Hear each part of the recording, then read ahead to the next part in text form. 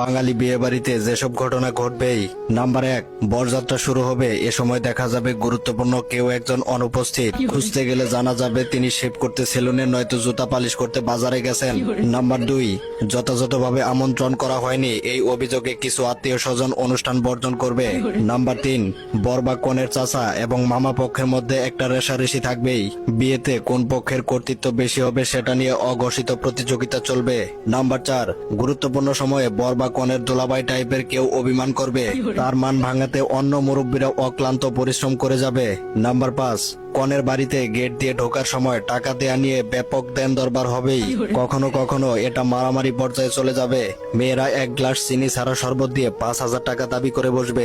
Number 6, বরযাত্রীরা কখনোই যথাসময়ে কনের বাড়িতে পৌঁছাতে পারবে না এবং নির্দিষ্ট সংখ্যার চেয়ে বরযাত্রী বেশি হবেই। এটা নিয়ে তাদেরকে কনে পক্ষের খোটাও হজম করতে হবে। নাম্বার 7, পাত্রপক্ষের দেয়া শাড়ি কিংবা গহনার মান নিয়ে দুই পক্ষের তর্ক বিতর্ক হবে। এসব ক্ষেত্রে কনের খালা বা ফুপুরা বেশি উৎসাহী হয়। নাম্বার 8, মেয়ের বাবা কর্তৃক ছেলের যোগ্যতা অনুযায়ী খুশি করে দেয়া। যৌতুক নয় কিন্তু নিয়েও বাদানুবাদ হবে। নাম্বার 9, খাবার নিয়ে একটা ঝামেলা হবে। অনেক সময় অতিরিক্ত মেহমানের কারণে কোনো একটা নির্দিষ্ট আইটেম শর্ট পড়বে আর সেটা নিয়ে তুলকালাম বেঁধে উঠবে। অনেকেই খাসির মাংস খায় না অজুহাত দেখে মুরগির রোস্ট ডবল নেওয়ার চেষ্টা করবে, পরে আবার খাসির মাংসের আইটেমটাও নেবে। নাম্বার 10, কোন তরুণীকে বিরক্ত করাকে কেন্দ্র করে দুপক্ষের মধ্যে শোরগোল এবং উত্তপ্ত বাক্য বিনিময় হবে।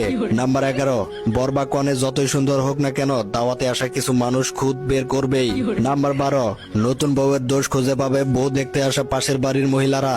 এটা আবার গ্রামের মধ্যেই তাদের মাধ্যমেই প্রচারিত হবে। খাবারের মান নিয়েও এরা প্রশ্ন তুলবে। নাম্বার 13, বরের জুতা চুরির ঘটনা ঘটবেই আর তা জিম্মি করে নিরীহ গো বেচারা বরের কাছ থেকে টাকাও বাগিয়ে নেওয়া হবে। নাম্বার 14, রং দিয়ে একে অপরকে রাঙানোর নামে হালকা মহল্লা যুদ্ধে তুমুল হট্টগোলের রূপ নেবে। সবশেষে সবাই সবাইকে বলবে, কিছু মনে করবেন না ভাই, বিয়ে শাদীতে এরকম টুকটাক হয়েই থাকে, আমরাই তো।